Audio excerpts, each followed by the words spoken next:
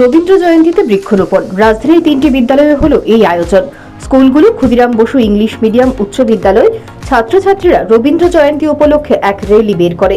বাণী বিদ্যাপীঠ দ্বাদশ শ্রেণী বালিকা বিদ্যালয় ও মহারানী তুলসীবতী দ্বাদশ শ্রেণী বালিকা বিদ্যালয় 3টে স্কুলেই হলঘরে নাচ, গান ও আবৃত্তির মাধ্যমে পালিত হলো রবীন্দ্র জন্মজয়ন্তী। এরপর বিদ্যালয়ের কিচেন গার্ডেনে ফুল ও ফলের চারা রোপণ করা হয়।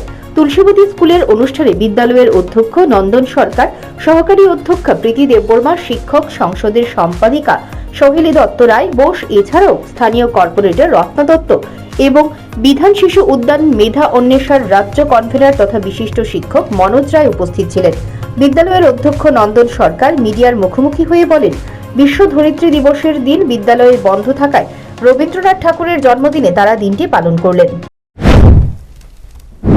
সেই উপলক্ষে আজকের দিনটিকে আমরা বেছে নিয়েছি, কেননা আজকে রবীন্দ্র জয়ন্তী, একটা শুভ দিনে আমরা মেধা অন্বেষা এবং বিদ্যালয়ে অর্থাৎ মহারানী তুলসীবতী স্কুলের এনএসএস ইউনিট এবং ইকো ক্লাবের উদ্যোগে আজকে বৃক্ষরোপণ কর্মসূচিতে আমাদের মধ্যে উপস্থিত আছেন আমাদের কর্পোরেটর ম্যাডাম রত্না দত্ত মহোদয়া, যিনি আমাদের সঙ্গে সবসময় থাকেন। মনোজ রায় আছেন মেধা অন্বেষার, যিনি কর্ণধার। আমাদের বিদ্যালয়ের মাননীয় সহকারী প্রধান শিক্ষিকা মহোদয় আছেন, আমাদের ছাত্রীরাও আছেন সঙ্গে।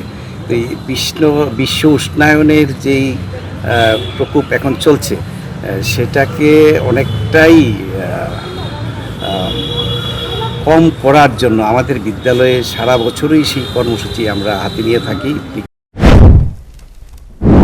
দারুণ এক পরিবেশ তৈরি হলো স্কুলে। শিক্ষক শিক্ষিকা সহ ছাত্রছাত্রীরা বেশ উৎসাহ নিয়ে চারাগাছ রোপণ করলেন স্কুলে। Bureau report, news prime Tripura.